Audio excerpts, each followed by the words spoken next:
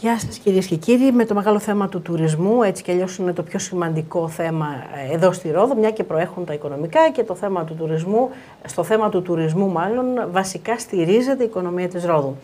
Ασχολούμαστε και σήμερα με αυτό.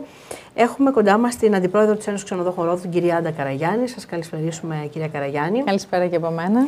Και να πούμε, έτσι, να σημειώσω ότι η συνάδελφος Νεκταρία Ιμπίλη, στην οποία ανήκει βεβαίως η εκπομπή, δεν είναι εδώ σήμερα. Κάτι προέκυψε, κάτι έκτακτο. Ανέλαβα εγώ έτσι να βοηθήσω λίγο την κατάσταση.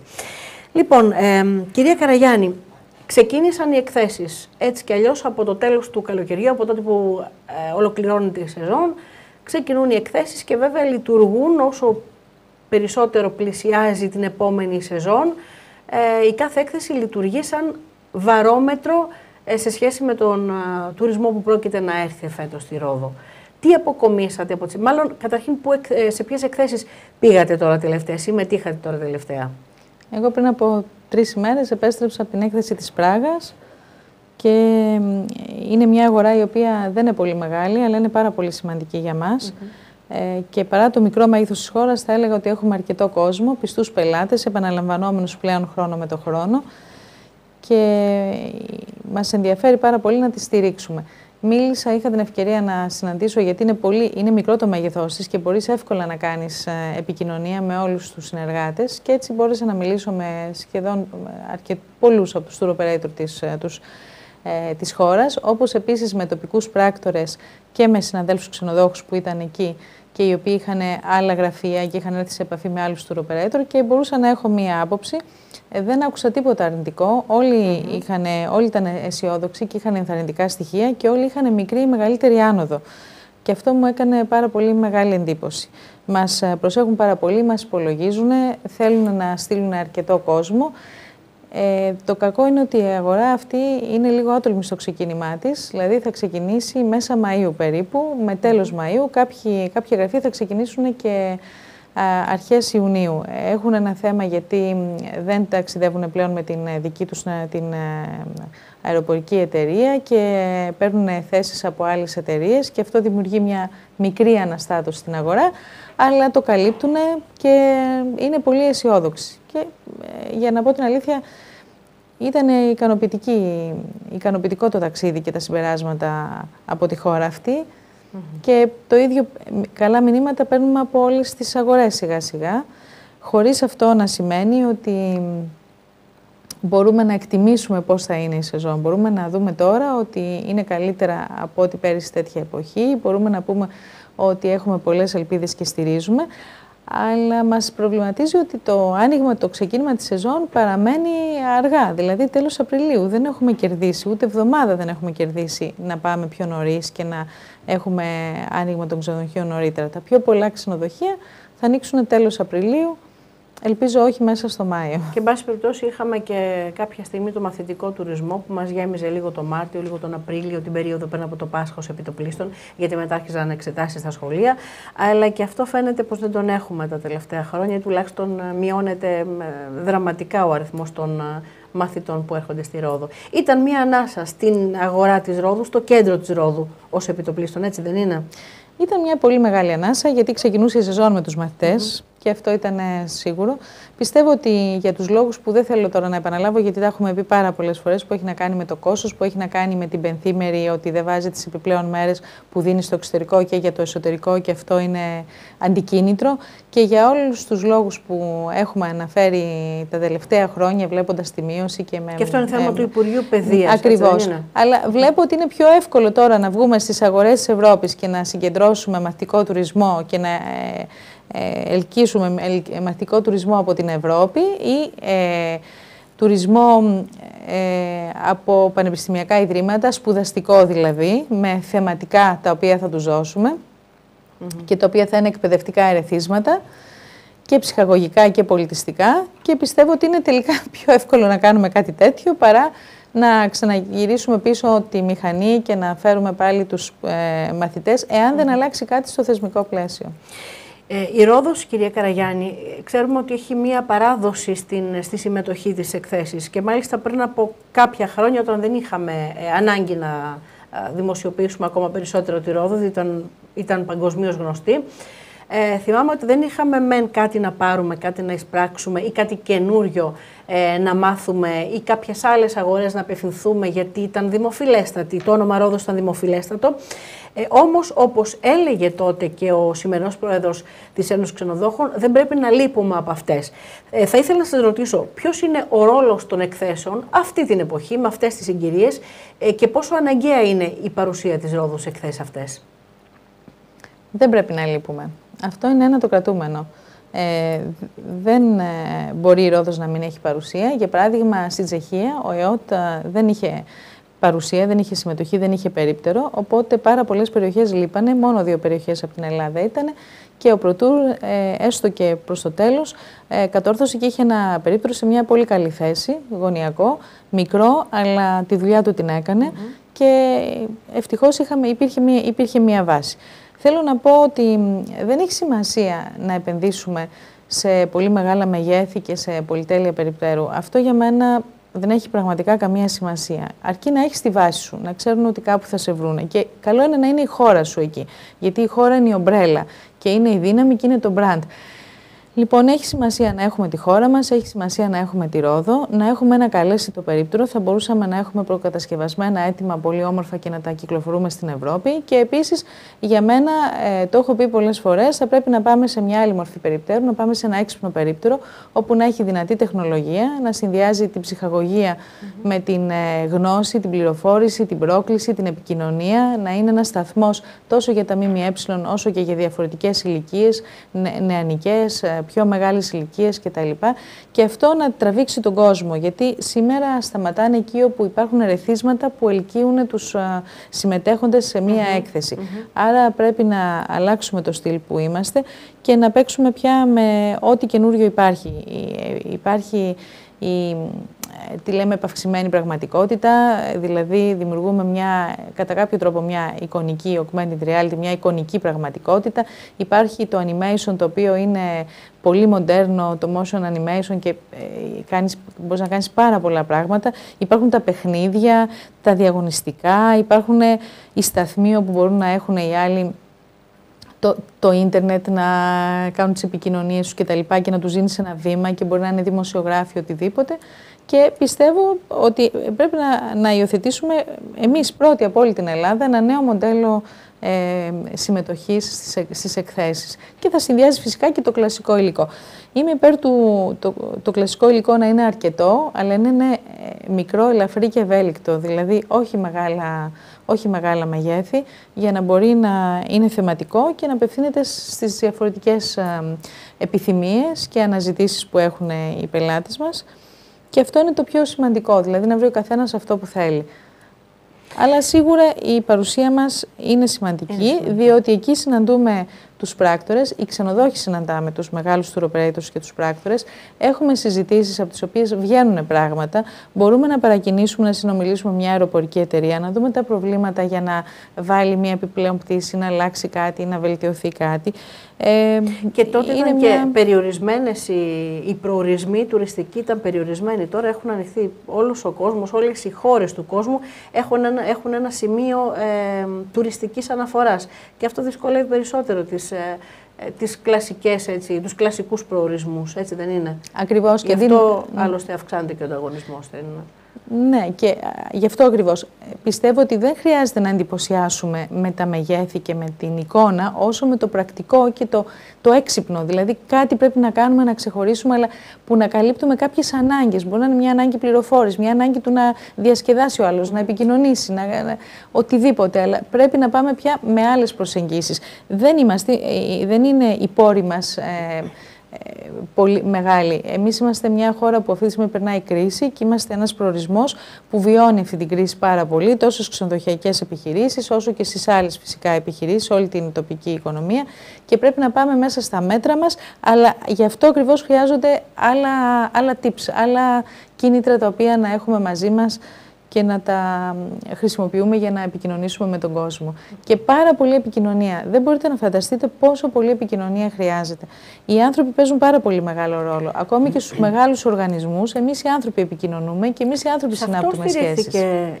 Ο τουρισμός ο οποίος έρχονταν στην Ελλάδα. Γι' αυτό είχαμε και επαναλαμβανόμενους, και αναφέρομαι λίγο στο παρελθόν και όχι σήμερα είναι λίγο ρευστά τα πράγματα, στους επαναλαμβανόμενους τουρίστες, οι οποίοι συνέχιζαν και την επικοινωνία. Το θυμάστε πολύ καλά, κύριε Καραγιάννη, άλλωστε είσαστε ιδιοκτήτρια ξενοδοχείου, οπότε ξέρετε τι συμβαίνει. Συνέχιζαν και αφού έφευγαν από τις διακοπές και αφού πήγαιναν στη χώρα τους και κάρτες και ανταλλαγές κτλ. Και αυτό ήταν μιας μορφής σωστής, καλής επικοινωνίας και αποδοτικής της εποχής εκείνης. Τώρα βεβαίως έχουν αλλάξει κάποια. Δεν μας λείπει όμως. Δεν μας λείπει. Και δεν πρέπει. Δεν πρέπει να μας λείπει. Το έχουμε δυνατό, γιατί νούμερο ένα στοιχείο ικανοποίησης είναι ο κόσμος με τον οποίο συναστρέφονται. Είναι το προσωπικό στις επιχειρήσεις μας, είναι οι άνθρωποι, οι φίλοι που έχουν. Και έχουμε πάρα πολύ μεγάλο ποσοστό επαναλαμβανόμενων πελατών στο νησί και στις επιχειρήσεις μας. Αυτό το στοιχείο νομίζω το κρατάμε καλά. Είναι ένα ίδιο των Ροδίων, η καλή φιλοξενία, η πολύ ζεστή φιλοξενία. Ο κόσμος εδώ οι Ρώδιοι είναι πάρα πολύ καλοί επαγγελματίες στον τουρισμό, σε όλους τους κλάδους και νομίζω ότι κρατάνε πάρα πολύ καλά τις επαφές αυτές και δημιουργούν και σχέσεις φιλίας, σχέσεις καρδιάς και το συναίσθημα είναι αυτό το οποίο καθοδηγεί στην επανάληψη. Ακριβώς.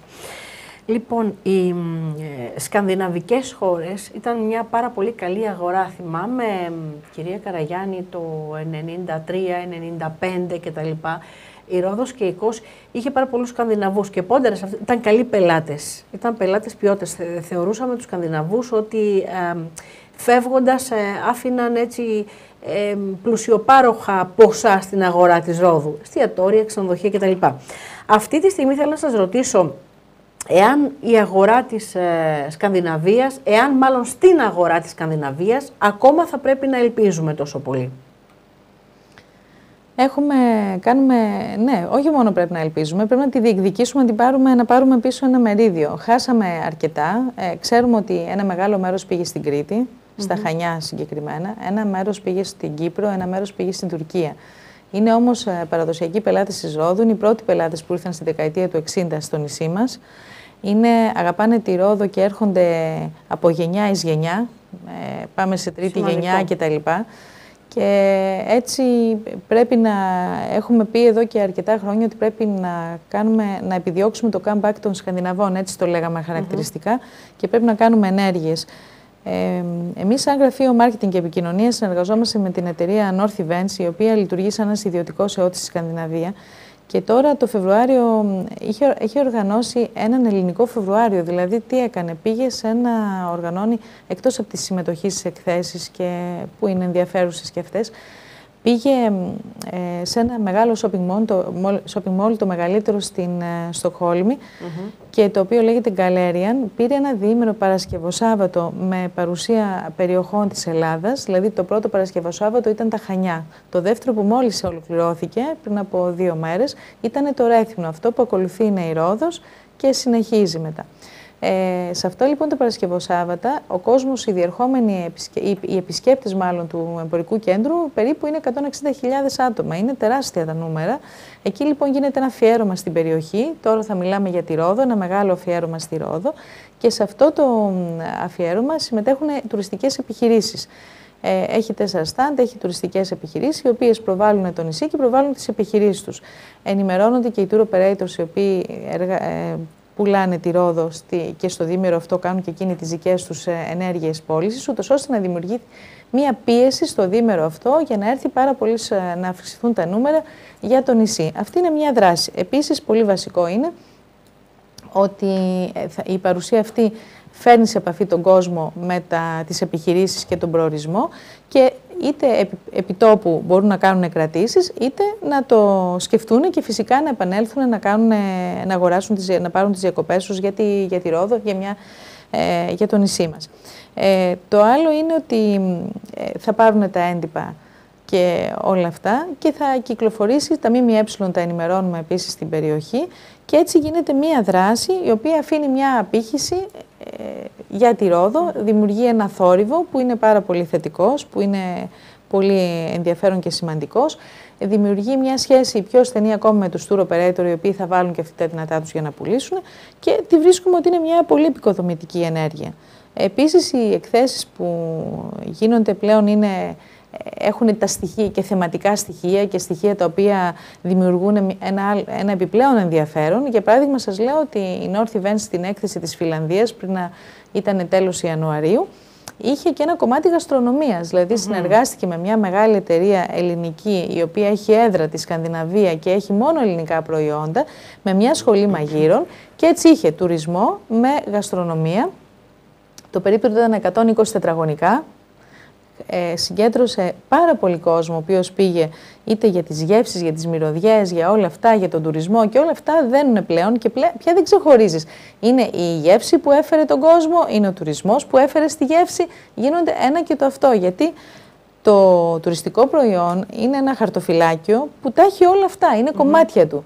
Και η γαστρονομία είναι ένα 30% σε αυτή. Κατά τη γνώμη μου, εγώ το υποστηρίζω εδώ και μια 20ετία περίπου, ότι είναι ένα 30% στο κομμάτι αυτό. Άλλωστε, θυμάστε που η επιστημονική ομάδα τουρισμού του Επιμελητηρίου Δωδεκανήσου πριν από μερικά χρόνια, στην έρευνα που έκανε, αποδείχθηκε ότι το 70% των ανθρώπων που έρχονται επαναλαμβανόμενα εδώ στον τόπο μας έρχονται και για τις γεύσεις. Γιατί έχουμε και μια ξεπέραστη μεσογειακή κουζίνα, γιατί επιβάλλεται αυτή την κουζίνα να την προωθούμε, γιατί εκτός από το ότι έχει ωραίες γεύσεις, είναι και υγιεινή κουζίνα, τη στιγμή που γνωρίζουμε ότι στις περισσότερες χώρες της Βόρειου Ευρώπης και σε άλλες υπήρους δεν είναι τόσο φρέσκα τα φαγητά, δεν τα απολαμβάνουν τόσο πολύ, αλλά ας μην ξεχνάμε ότι και εμείς στην καθημερινότητά μας πολλές φορές χρησιμοποιούμε κάποια φαγητά τα οποία είναι κατάλληλα, ενώ στις διακοπές το συνδυάζουμε,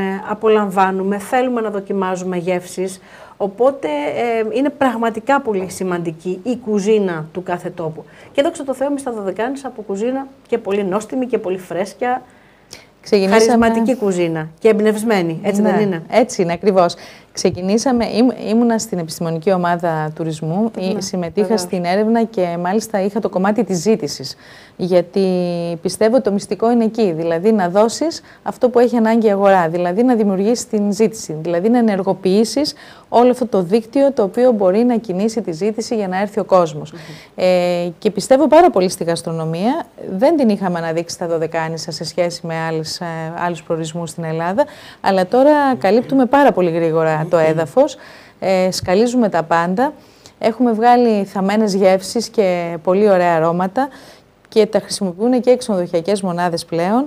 Εμείς στη δική μας την επιχείρηση εδώ και δεκαετίες το έχουμε αυτό, δηλαδή τα βότανα, τα αρωματικά, τα φετά, τον ξυλόφουρνο, τα φαγητά, όλα αυτά. Δεν περιέχει ωραίες γεύσεις. Τα βουνά μας, τα χωράφια μας, τα πάντα, τα καρποφόρα δέντρα μας, τα πάντα. Είναι και ο ήλιος έτσι ιδιαίτερα στον τόπο μας που όλα αυτά τα οριμάζει με πολύ νόστιμο τρόπο και πραγματικά είναι ένα κεφάλαιο το οποίο θα έπρεπε από χρόνια να είχαμε εκμεταλλευτεί. Εγώ θυμάμαι πριν από μερικά χρόνια δεν υπήρχε τηλεόραση, μάλλον εκπομπή μαγειρική στην τηλεόραση. Ήταν στη μόδα στη Γαλλία, ξεκίνησε από εκεί.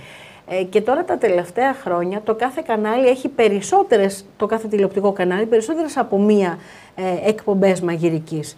Κάτι σημαίνει αυτό. Είναι ένα κεφάλαιο το οποίο δεν το είχαμε ανακαλύψει και πιθανόν στην πορεία να ανακαλύψουμε και άλλα πράγματα που πραγματικά έχουμε χάρισμα και θα μπορούσε να προσελκύσει τουρισμό.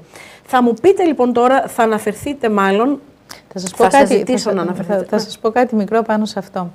Όταν πάει κανείς κάπου, μπορεί να είναι διακοπές, να είναι ταξίδι επαγγελματικό, να είναι οτιδήποτε, όταν γυρίσει πίσω, μετά από πάρα πολλά χρόνια, αν διηγείται κάτι που το έχει μοιραστεί με τους φίλους του, με την οικογένειά του, είναι η γεύση. Πολύ, κατά πολύ. Δηλαδή, λέει, θυμάσαι που φάγαμε αυτό, εκείνο, το άλλο κτλ.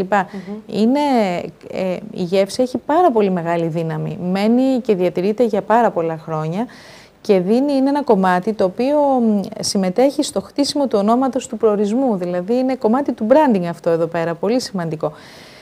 Και επίσης δημιουργεί πολύ δυνατά συναισθήματα. Δηλαδή, αν κάτι δεν μας αρέσει, είμαστε έντονα αρνητικοί. Αν κάτι μας αρέσει πολύ, είμαστε παθιασμένοι. Αυτό λοιπόν το έντονο συναίσθημα και οτιδήποτε ακουμπά το συναίσθημα, όπως είπαμε και προηγούμενα, είναι αυτό που οδηγεί ξανά δημιουργεί την επιθυμία και οδηγεί ξανά τα βήματα του επισκέπτη στον τόπο αυτόν εδώ πέρα. Είναι πολύ δυνατό συστατικό το τρώμε και ωραία εκεί πέρα. Γι' αυτό και ξανάρχονται στα ίδια εστιατόρια που αγαπούν τους ανθρώπους και δένονται μαζί τους, ξαναπάνε στα ίδια ξενοδοχεία και γίνονται επαναλαμβανόμενοι. Παίζει πάρα πολύ μεγάλο ρόλο. Και σας θυμίζω ότι εδώ και 2 χρόνια είχαμε και την εκδήλωση τα τοπικά προϊόντα στο τραπέζι του επισκέπτη, που είχαν αυτό το σκοπό, δηλαδή να μπουν στη μαζική εστίαση πλέον και να παρακινήσουν τους παραγωγούς να ασχολούνται με τη γη, αλλά να τους παρακινήσουν επίσης να επικοινωνήσουν με τη μαζική εστίαση και να δώσουν ελκυστικό προϊόν από κάθε άποψη. Ποιότητα, τυποποίηση, τιμή για να είναι για μαζική διάθεση, διαθεσιμότητα, δηλαδή ποσότητα, να επαρκεί ποσότητα. Και αυτό είναι μια εκδήλωση που οργανώνεται με πρωτοβουλία της Περιφέρειας Νοτιού Αιγαίου στο Τμήμα Αγροτικής Ανάπτυξης, την Ένωση Ξενοδόχων Ρόδου. Ήταν μια πρωτοβουλία του Συλλόγου Διευθυντών Ξενοδοχείων Ρόδου, το έχει ξεκινήσει ο κύριος Ματσίγκος. Ασχοληθήκαμε όλοι πάρα πολύ με αυτό. Εγώ με την εταιρεία μου την Praxis συμμετείχα για να γίνει το επιμελητήριο πάρα πολύ δυνατά. Όλοι οι τοπικοί φορείς, και στο θέμα αυτό δουλεύουν όλοι οι τοπικοί φορείς με πάρα πολύ μεγάλη σύμπνοια και συνέργειες για να προχωρήσουν τα θέματα τούτα. Γιατί είναι πολλά. Είναι οι εξαγωγές των προϊόντων, είναι η τυποποίηση των προϊόντων, είναι να τους βοηθήσουμε, να τους ενθαρρύνουμε, να αναδείξουν, είναι να έχουν μεγαλύτερη ποσότητα, καλύτερες τιμές προς διάθεση.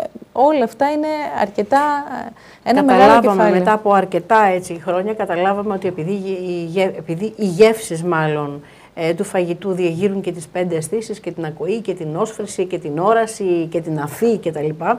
Καταλάβουμε ότι πράγματι είναι αυτό που ευχαριστεί τον κόσμο. Και έχουν μπει με πάθος τώρα τα τελευταία χρόνια τα ξενοδοχεία, τα περισσότερα ντόπια μας ξενοδοχεία έχουν μπει με πάθος σε αυτή την αναζήτηση ελληνικών γεύσεων και μάλιστα στο πρωινό. Διότι οι ξένοι, όπως γνωρίζουμε, δίνουν μεγάλη σημασία στο πρωινό, αλλά ξεκινάει η μέρα σου με κάτι πάρα πολύ καλό, με κάτι ελληνικό, ξεκινά με διακοπές η μέρα σου και η διάθεση είναι διαφορετική. Να μιλήσουμε λοιπόν για το ελληνικό πρωινό, το οποίο είναι πολύ σημαντικό. Να μιλήσουμε λοιπόν για το ελληνικό πρωινό, που είναι ένα κεφάλαιο που άνοιξε στην προηγούμενη χρονιά και το αντιμετωπίζουμε με πολύ ενθουσιασμό και πολύ αγάπη και πολύ πάθος όλα τα μέρη που ασχολούμαστε με αυτό. Θα ζητήσουμε ταυτόχρονα και από το Control να μας δείξει κάποιες φωτογραφίες από το ελληνικό πρωινό, από το νόστιμο ελληνικό πρωινό. Είναι η Ρόδος μας, η κούκλα η Ρόδος, και είναι η πρώτη εικόνα που βλέπει κανείς όταν έρχεται. Ελληνικό πρωινό στα ελληνικά ξενοδοχεία. Ακριβώς. Ελληνικό πρωινό λοιπόν στα ελληνικά ξενοδοχεία είναι μια πάρα πολύ ωραία πρωτοβουλία του Ξενοδοχειακού Επιμελητηρίου της Ελλάδος και το ευχαριστούμε πάρα πολύ που μας έδωσε αυτό το ερέθισμα και την ευκαιρία. Πέρυσι, αν θυμάστε, συνάψαμε ένα συμφωνητικό για το ελληνικό πρωινό, τα 3 μέρη, δηλαδή το Ξενοδοχειακό Επιμελητήριο της Ελλάδας. Ήταν μια πρωτοβουλία από τον συνάδελφό μου, τον Μανώλη τον Μαρκόπουλο, και από τη μεριά της Ένωσης, και η Ένωση Ξενοδόχων Ρόδου βεβαίως, και η Περιφέρεια Νοτιού Αιγαίου, το Τμήμα Αγροτικής Ανάπτυξης με τον κύριο Παμπάκα, και υπογράφηκε ένα συμφωνητικό που τι έκανε, μας έβαζε σαν Ρόδο στη διαδικασία του να επικοινωνήσουμε στα μέλη μας, στα ξενοδοχεία, το ελληνικό πρωινό της Ρόδου και αυτό να το υιοθετήσουν τα ξενοδοχεία. Αυτό είναι το σκεπτικό. Καταγράψαμε με τη βοήθεια της Λέσχης Αρχιμαγείρων, έπαιξε πάρα πολύ σημαντικό ρόλο η Λέσχη Αρχιμαγείρων, γιατί μας βοήθησε να κατηγοριοποιήσουμε και να καταγράψουμε ανακατηγορία τα τοπικά προϊόντα της Ρόδου, τα εδέσματα και τα προϊόντα τα οποία μπορούμε να αξιοποιήσουμε και να χρησιμοποιήσουμε στο ελληνικό πρωινό. Έτσι λοιπόν τυποποιήσαμε κατά κάποιο τρόπο το ελληνικό πρωινό και σιγά σιγά αρχίσαμε να το επικοινωνούμε στα ξενοδοχεία. Τώρα θα γίνει πολύ μεγαλύτερη ευρεία επικοινωνία και πληροφόρηση, αλλά τώρα στην διάρκεια της Χορέκα, που ήταν και Γενική Συνέλευση του Ξενοδοχειακού Επιμελητηρίου, έγινε ένα μεγάλο αφιέρωμα στο ελληνικό πρωινό Και εμείς σαν Ρόδος παρουσιάσαμε μαζί με άλλες 7 περιοχές και βλέπετε εδώ τα πλάνα όπου έχουμε... Το Δεκάνησος απαρτία, έτσι, βλέπω με πάρα πολύ χαρά τους φορείς και τα λοιπά. Ναι. Και είχαμε το ελληνικό λοιπόν πρωινό της Ρόδου που νομίζω ότι εντυπωσίασε. Αυτό είναι το περίπτερό μας που βλέπετε, είναι το περίπτερο που έχει τα προϊόντα μας. Ομάδες από έχουμε 10 αρχιμαγείρους. Θα ήθελα να σας πω ότι είχαμε κοντά μας τον κύριο Τζίζιο, τον Επαμεινώντα, τον Τρουμούχη τον Γιώργο, τον Γιορδαμνή Μανώλη, τον Κυρμιτζόγλου τον Δημήτρη, τον Σαμαρά Γιώργο, τον Κρητικό Μανώλη, τον Νίκο και την Κρητικού τη Βαρβάρα, τον Σβανά τον Θανάσιο και με τον πρόεδρό τους, τον Νίκο τον Χριστοφόρου, που είναι αυτοί οι λέσχοι αρχιμαγείρων Κυκλάδων και Δωδεκανήσου, οι οποίοι έδωσαν την ψυχή τους κυριολεκτικά να συγκεντρώσουν τα υλικά, να καταγράψουν, να ετοιμάσουν όλα αυτά που βλέπετε, να στολίσουν, να μαγειρέψουν και να γίνει αυτή όλη η εκπληκτική γιορτή. Έτσι είχαμε μία εκδήλωση στα εγγένεια της Χορέκα, όπου είχαμε ελληνικό πρωινό της Ρόδου. Μετά είχαμε αφιέρωμα το Σάββατο το πρωί 11 η ώρα, πριν από τη Γενική Συνέλευση του Ξενοδοχειακού Επιμελητηρίου. Είχαμε το ελληνικό πρωινό της Ρόδου, όπου είχαμε παρουσίαση. Ήταν αυτοί οι μπουφέδες που είδατε, με πάρα πολλά εδέσματα, πολύ μεγάλη ποικιλία, γεύσεις καταπληκτικές. Μάγεψαν τον κόσμο, τίμησαν πάρα πολύ το περίπτερό μας και στα εγγένεια. Ήταν η κυρία Κεφαλογιάννη υπουργός στα εγγένεια της Χορέκα, ήταν μαζί όλοι οι αρχές. Πέρασαν οι βουλευτές μας, ο κύριος Ψηλάντης, η κυρία Ιατρίδη.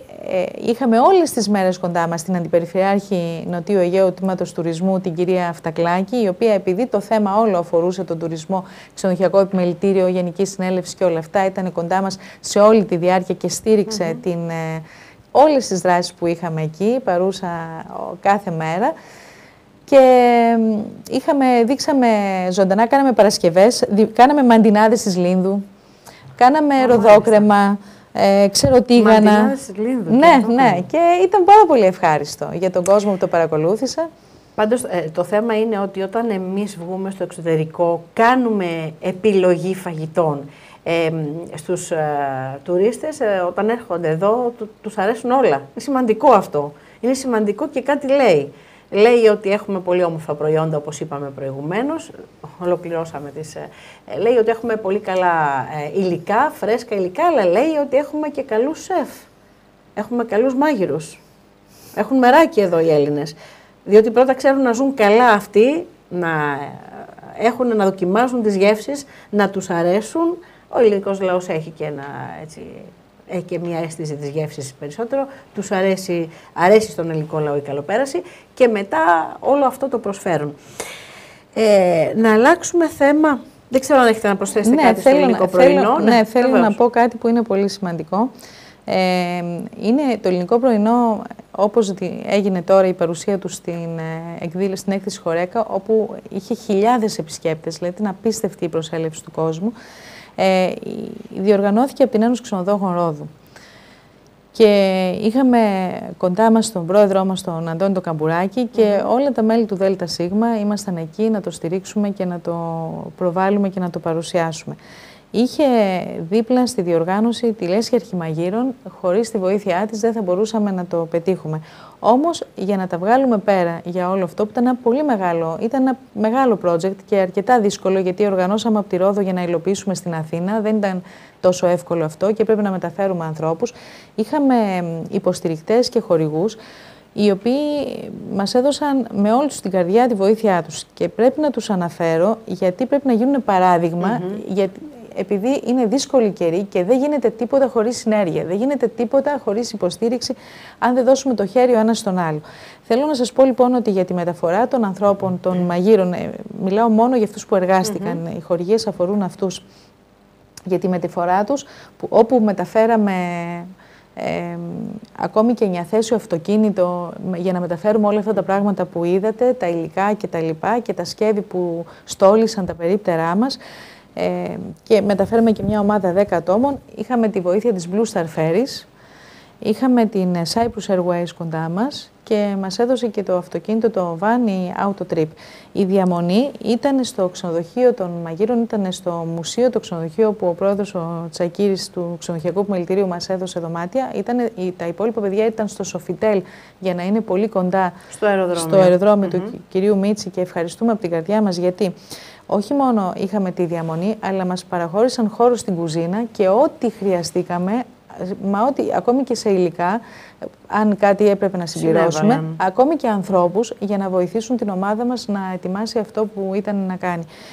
Συγκεκριμένα ο σεφ του ξενοδοχείου μου είπε: εμείς τιμούμε την μπλούζα την άσπρη που φοράμε και είμαστε δίπλα στην ομάδα σας σε ό,τι χρειαστεί. Ήταν πάρα πολύ ζεστό αυτό. Συγκινητικό. Ναι. Κεράσματα. Αμέσως με μία επικοινωνία είχαμε κοντά μας τα Χειρομήλια, τη Φωτεινή την Παπαδοπούλου, είχαμε τις Απολωνιάτισσες, τις κοπέλες από την Κρεμαστή, τα Κρεμαστής έργα. Ήταν δίπλα μας η εταιρεία μας η Καΐρη, η οποία κέρασε και κρασί το οποίο τέριαζε με το πρωινό, ήταν ειδικά επιλεγμένο, αλλά και σαμπάνια ειδικά που τέριαζε με το πρωινό. Είχαμε τη Μελισσοκομική που μας ετοίμασε τα μελεκούνια και όλα τα σχετικά και δώρα για τους Ρώσους το ελληνορωσικό.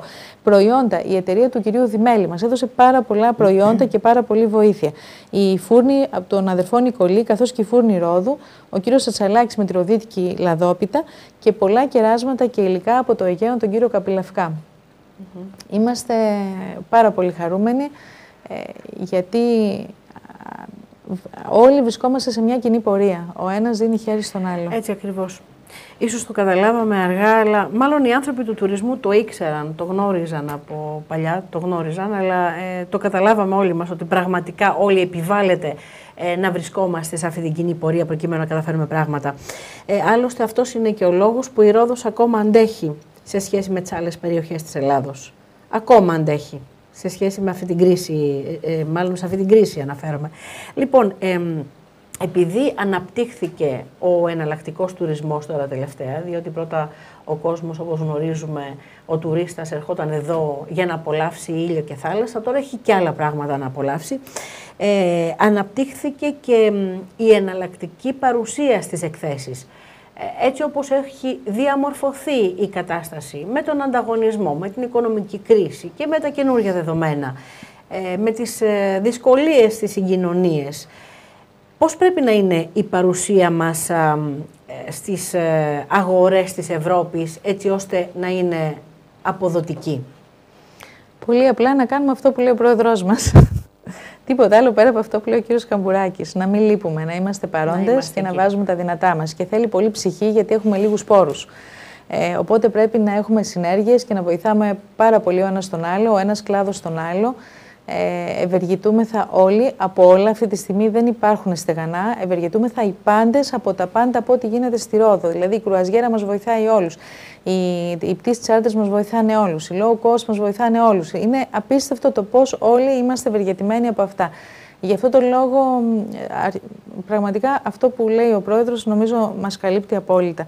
Και μετά καθόμαστε ομάδες ανθρώπων, δημιουργούνται ομάδες οι οποίες αναλαμβάνουν την πρωτοβουλία και ζητάνε τη βοήθεια από άλλες ομάδες και όλοι μαζί δίνουμε ένα χεράκι, άλλοι όντας μέσα στην κεντρική ομάδα ή παράπλευρα, να βοηθήσουμε και να ενισχύσουμε όπως μπορούμε. Ό,τι δίνουμε ξέρουμε ότι πηγαίνει για καλό σκοπό και ό,τι δίνουμε ξέρουμε ότι αυγατίζει. Και πράγματι έχω διαπιστώσει κι εγώ τελευταία ότι όλοι λένε αυτό που λέτε κι εσείς, ότι η Ρόδος αντέχει, δηλαδή το λένε και οι άλλοι, ναι, και το έχω ακούσει, δεν το λέμε μόνο. Και σε δύσκολες εποχές, αλλά τώρα ιδιαίτερα, διότι κάποιες στιγμές λέγαμε ότι είναι δύσκολες εποχές, δύσκολο καλοκαίρι φέτος, δεν θα έχουμε τουρισμό, κάποια άλλα καλοκαίρια, αλλά δεν το βιώσαμε αυτό έτσι όπως το βιώνουμε τώρα, που έχουμε μια Ελλάδα να καίγεται από την οικονομική κρίση. Παρ' όλα αυτά, εμείς να περνούμε το διάλειμμα, το ευχάριστο διάλειμμα, ευχάριστο οικονομικά διάλειμμα του τουρισμού, οπότε να αντέχουμε το χειμώνα. Και αυτό σημαίνει ότι είμαστε ένας ευλογημένος τόπος, κυρία Καραγιάννη, και πρέπει να το εκμεταλλευτούμε αυτό. Και πού αναφέρομαι?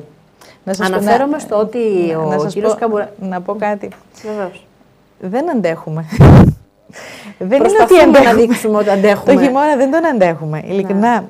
Απλώς τι γίνεται, ότι πρέπει να τα κάνουμε όλα αυτά για την επόμενη μέρα. Δεν γίνεται. Και επίσης πρέπει να δουλέψουμε πάρα πολύ σκληρά το χειμώνα.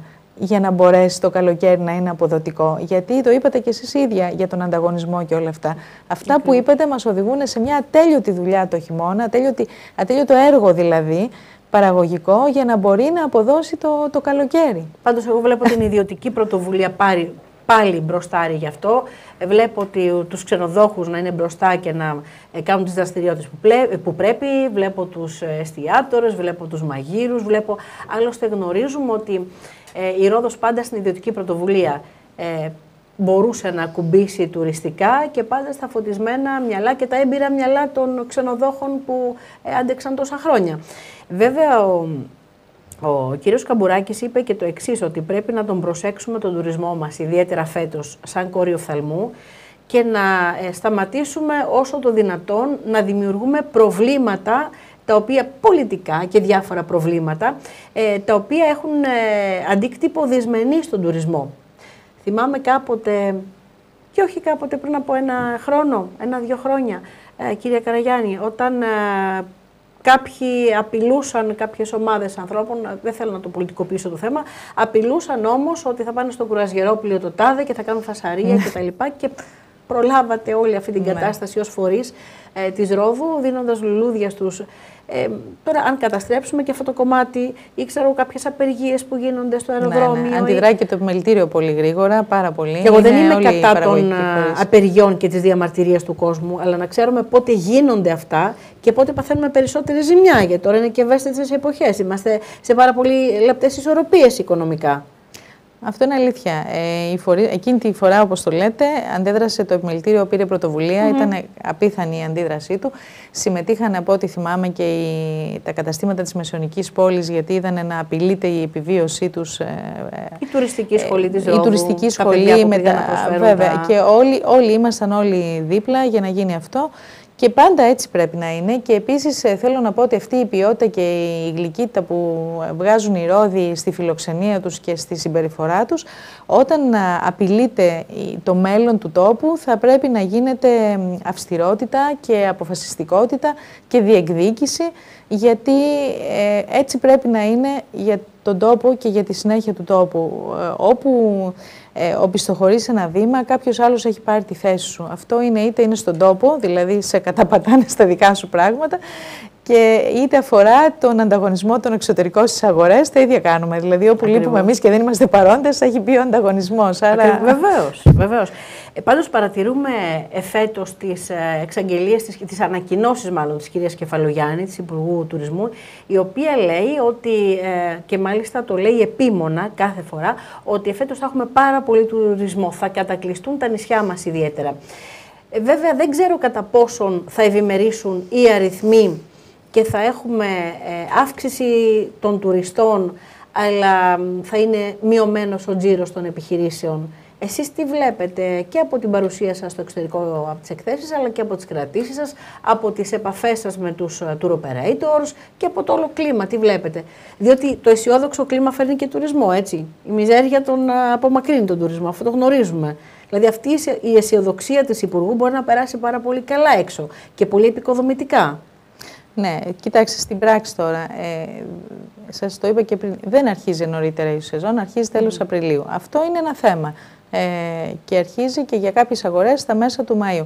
Είναι ένα θέμα. Δεν γνωρίζω αυτή τη στιγμή πότε κλείνει, αν δηλαδή θα λήξει τέλος Οκτωβρίου κανονικά ή θα αρχίσει να φθήνει από τις 10 Οκτωβρίου όπως έκανε πέρυσι, που ήταν καταστροφικό αυτό και ήταν μια συρρίκνωση πολύ επιβλαβής, ας πούμε, για τα οικονομικά αποτελέσματα, συν τις εκτός τις φοβερές, τις πολύ υψηλές που είχαμε δώσει και όλα αυτά εδώ πέρα.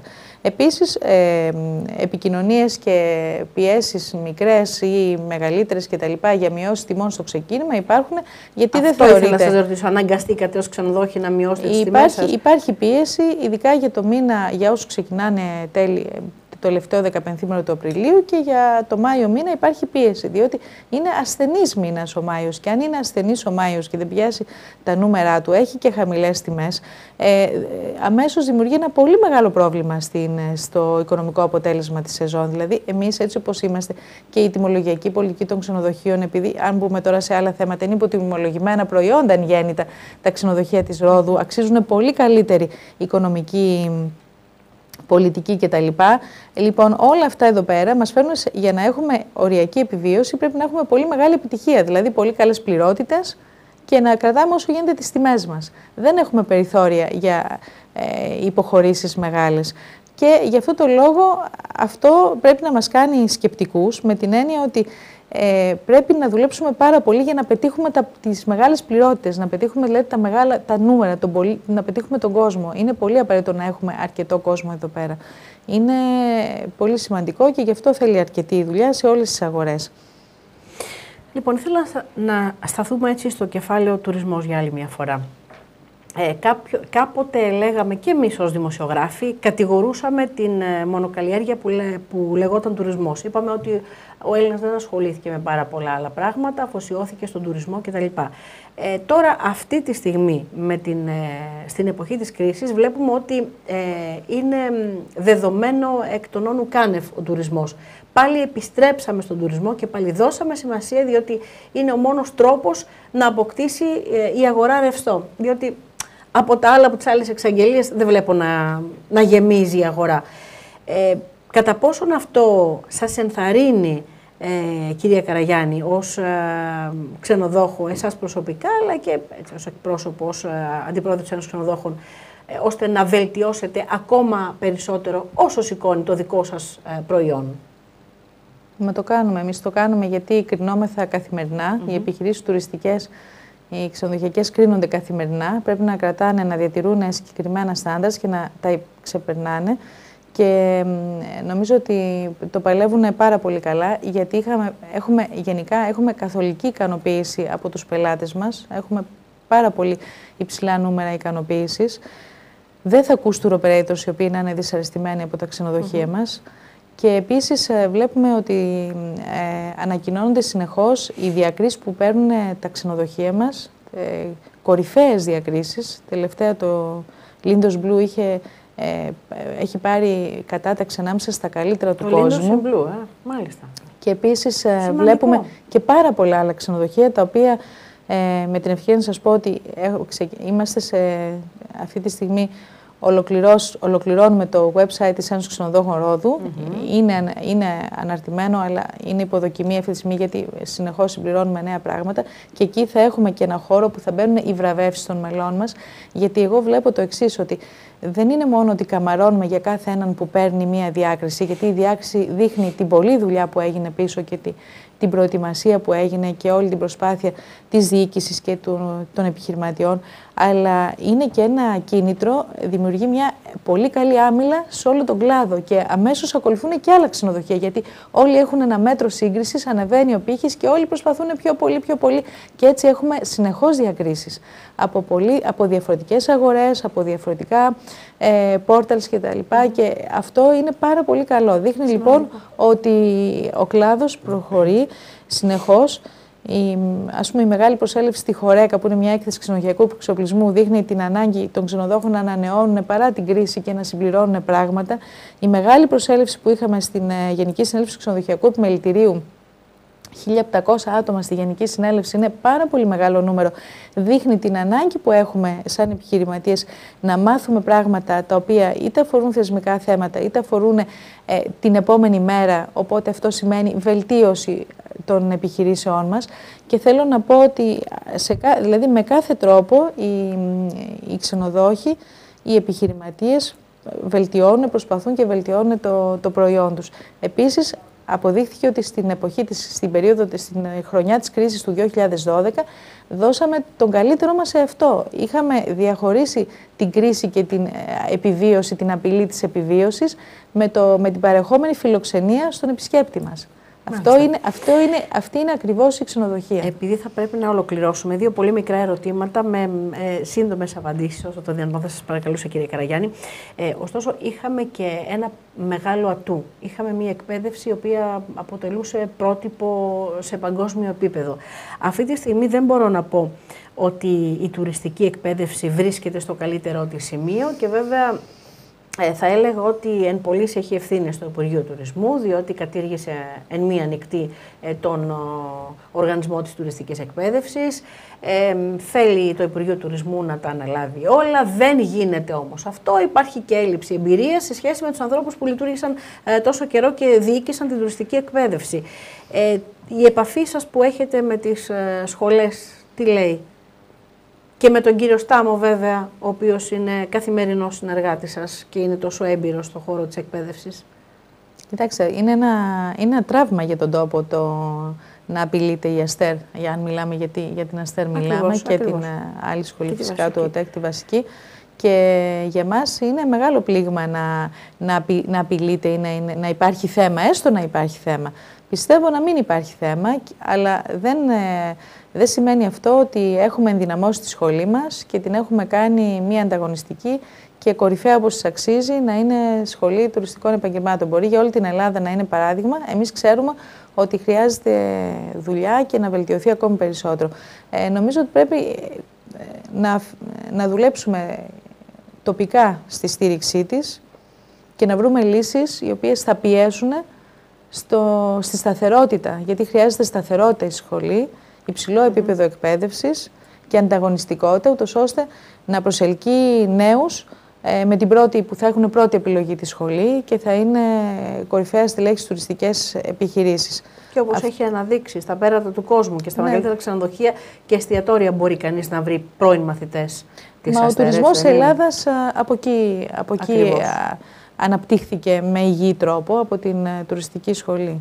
Ακριβώς. Και είναι πάρα πολύ βασικό. Και να σας πω, έχουμε και ευθύνες τοπικά. Έχουμε το ευθύνες τοπικά. Υπάρχει και ένας προβληματισμός. Εγώ είμαι... Θεωρήσαμε δεδομένα κάποια πράγματα, τα οποία τελικά δεν είναι και τόσο δεδομένα. Εγώ έχω ένα προβληματισμό. Πιστεύω ότι θα μπορούσε να παίξει στο Υπουργείο Παιδείας να είναι η σχολή και να έχει να ακολουθεί τυπικό εκπαιδευτικό πρόγραμμα κτλ. Μια σταθερότητα και εκεί να διεκδικήσει την ανταγωνιστικότητά της. Όμως, εντάξει, είναι θέμα παιδείας με εξειδίκευση. Ακριβώς. Άρα, πολύ λογικά και θα ήταν η εξειδίκευσή της, θα ήταν το ανταγωνιστικό πλεονέκτημα, διότι και στο Υπουργείο Παιδείας τώρα και τα πανεπιστήμια και τα μεταπτυχιακά πουλάνε το προϊόν τους, γιατί απειλείται η επιβίωσή τους αν δεν το πουλήσουν, οπότε αυτό θα ήταν ένας λόγος για να κρατηθεί πολύ ψηλά. Μάλιστα. Ένα τελευταίο, τα συμπεράσματα του Ελληνορωσικού Συνεδρίου. Πόσο σημαντικό ήταν για μας το Ελληνορωσικό Συνέδριο και ποια συμπεράσματα προέκυψαν, τι μπορούμε να εκμεταλλευτούμε από αυτά τα συμπεράσματα? Το παρακολουθήσαμε μαζί με τον πρόεδρο της Ένωσης Ξενοδόχων Ρόδου, τον αντιπρόεδρο τον κύριο Σουλούνια, που ήταν σε όλη τη διάρκεια. Παρακολουθήσαμε και την ομιλία του Προέδρου και ήταν πραγματικά πολύ εύστοχη. Πάρα πολύ εύστοχη, όπως πάντα. Και ήταν και αντιπεριφερειάρχης και ήταν και αυτό σημαντικό για να βρεθούμε ξανά με τους γνωστούς μας και συνεργάτες tour operators και με άλλους πολύ ψηλά ιστάμενους στα θέματα του τουρισμού στη Ρωσία. Και αυτό μια πρωτοβουλία του Ξενοδοχειακού Πολιτρίου της Ελλάδας με την παρουσία και της Υπουργού και του κ. Λιάσκου, που δίνει και το στίγμα, και του κ. Κούρκουλα που είναι Υφυπουργός Εξωτερικών και δίνει και το στίγμα και τη σπουδαιότητα και την ανάγκη να ανεβάσουμε ακόμη περισσότερο τα νούμερα και να αναπτύξουμε την ορμή αυτή που έχει, τη ροή αυτή που έχει ο τουρισμός της Ρωσίας. Όλα κολλάνε στη βίζα, κολλάνε πάρα πολλά πράγματα στη βίζα. Η βίζα πρέπει να γίνει πολλαπλών εισόδων. Εγώ τουλάχιστον αυτό εισέπραξα. Η βίζα πρέπει να γίνει πολλαπλών εισόδων. Όπως βρήκε λύσεις η Πορτογαλία, η Ισπανία, βρήκαν άλλες χώρες λύσεις, πρέπει να βρει χώρα και η Ελλάδα άμεσα, γρήγορα. Δεν πρέπει να λέμε κάτι φέτος για να γίνει του χρόνου. Επίσης, πρέπει να διευκολυνθεί ακόμη περισσότερο η έκδοση της βίζας, ακόμη περισσότερο, το είπαν εκεί οι άνθρωποι του τουρισμού. Πρέπει να βρουν τρόπο. Ο κύριος Κούρκλας είπε θα το δούνε ξανά, γιατί εκτός από το ότι έχουν εξωτερικούς ακολούθους οι οποίοι ασχολούνται με την έκδοση της βίζα και βοηθάνε τα προξενία, υπάρχει η πρόταση και πρέπει να τη δούνε πολύ σοβαρά να εκδίδονται οι βίζες μέσα στα γραφεία επιλεγμένων μεγάλων tour operators, ούτως ώστε να υπάρχει ταχύτητα. Και μάλιστα τα χρήματα αυτά, εκεί θα υπάρχει τα χρήματα αυτά τα οποία δίνουν. Οι tour operators δεν θα τα κρατάνε, θα τα χρησιμοποιούν είναι ένα ποσό 20 ευρώ το άτομο, το επιπλέον για την έκδοση, και θα τα χρησιμοποιούν για να προβάλλουν περισσότερο την Ελλάδα. Η βίζα σας είπα, αυτά τα θέματα είναι πολύ σημαντικά. Επίσης, μας είπαν ότι το 20% του εξερχόμενου τουρισμού της Ρωσίας μόνο είναι για θεματικό τουρισμό, αλλά εμείς όμως, επειδή έχουμε πάρα πολύ ισχυρά θεματικά θεματικά πεδία, όπως είναι ο θρησκευτικός τουρισμός και άλλα, θα πρέπει να τα αναπτύξουμε και να πάμε να βρούμε ειδικά γραφεία, ειδικές ομάδες και να τα αναπτύξουμε πάρα πολύ δυνατά. Και αυτά νομίζω ήταν τα θέματα που κυριάρχησαν, εκτός από τα καθιερωμένα, τις σχέσεις που έχουμε σαν χώρες και πόσο εύκολα θα μπορούσαμε εμείς να αναπτύξουμε ακόμη περισσότερο την αγορά προς όφελός μας. Το θέμα όμως της Βίζα βλέπετε ότι είναι κάτι που παίζει και με την αγορά της Τουρκίας. Και βλέπετε ότι το αντιμετώπισαν... Μα αναφερόμαστε ως επιτοπλίστων στις ανατολικές αγορές, όπου υπάρχει υπερπληθώρα πληθυσμού και ένα μεγάλο ποσοστό, είναι αρκετά πλούσιοι άνθρωποι, οι οποίοι δεν έχουν τη διάθεση να ταλαιπωρούνται τόσο πολύ για να έρθουν στην Ελλάδα και να βγάλουν όσο και να αγαπούν, όσο και να τους αρέσει η Ελλάδα. Κάνουν μεγάλη παραχώρηση πολλές φορές, διότι δεν είναι και αυτοί οι άνθρωποι θέλουν να ξεκουραστούν, είναι τόσο πιεσμένοι όλο το διάστημα. Πολύ πιο εύκολο λοιπόν τους είναι να πάνε κάπου αλλού, κάπου που θα είναι πιο διευκολυμένοι. Το να επιμένουν να έρχονται εδώ και εμείς να επιμένουμε, όχι εμείς, τέλος πάντων, οι διαδικασίες, να επιμένουν να τους δυσκολεύουν τη ζωή, δεν είναι και τόσο προσοδοφόρο. Δυσκολεύει πραγματικά τη ζωή όλων μας και εμάς εδώ, εσάς εννοώ, τους επιχειρηματίες του τουρισμού και γενικότερα την αγορά. Και γιατί όχι, δεν κατάλαβα, γιατί όχι. Και έχουμε κάνει πολύ μεγάλη προσπάθεια. Εμάς, θυμίζω ότι στη Δωδεκάνησο, πρωτεργάτης στο άνοιγμα της αγοράς της Ρωσίας και της Τουρκίας ήταν η υπερφέρον Νοτιού Αιγαίου ο κύριος Μαχαιρίδης. Το πήρε πολύ προσωπικά το θέμα και έτρεξε πάρα πολύ. Και μάλιστα οι διαδικασίες για την έκδοση της βίζας στην Τουρκία, για τους Τούρκους μάλλον, εισερχόμενους, διευκολύνθηκε και πάρα πολύ με εφαρμογή πιλωτικού προγράμματος που είχαν στη Ρόδο και στην ΚΟ. Βοήθησαν όλοι. Γενικότερα οι ανατολικές αγορές έτσι, σε μεγάλη ανάπτυξη βρέθηκαν επί υπουργείας του κυρίου Αβραμόπουλου, ο οποίος ακόμα δεν είχε γραφείο. Θυμάμαι ότι στο ξεκίνημα τουλάχιστον έπαιρνε παραμάσχαλα τα έγγραφα κτλ. Μέχρι να του δοθεί ένα γραφείο και να γίνει ένα Υπουργείο Τουρισμού. Και όμως απευθύνθηκε πολύ σοφά στις ανατολικές αγορές. Ο ίδιος είναι και δημοσιοσχεδίστας, οπότε αυτό το χρειάζεται ο τουρισμός. Και το άνοιγμα αυτών των αγορών πραγματικά άνοιξε μέτωπο εδώ, έτσι ένα ευνοϊκό μέτωπο, και καλώς ασχολήθηκαν και η περιφέρεια Νοτιού Αιγαίου και όσοι ασχολήθηκαν από εδώ. Ναι, και προηγούμενα θυμάστε το ξεκίνησαν, ήταν ο κύριος Βαλινάκης, ο κύριος Νικητιάδης, αλλά εμάς τις αγορές μας τις άνοιξε η περιφέρειά μας. Η περιφέρεια Νοτιού Αιγαίου, βεβαίως. Και έγινε πάρα πολύ μεγάλο και καλό έργο, νομίζω, γίνεται στο κομμάτι αυτό. Κάθε χρόνο, τα τελευταία χρόνια, νομίζω ότι συντηρείται καλά, δηλαδή. Ο στόχος είναι πάντα μπροστά και δυνατά εξυπηρετείται. Μάλιστα.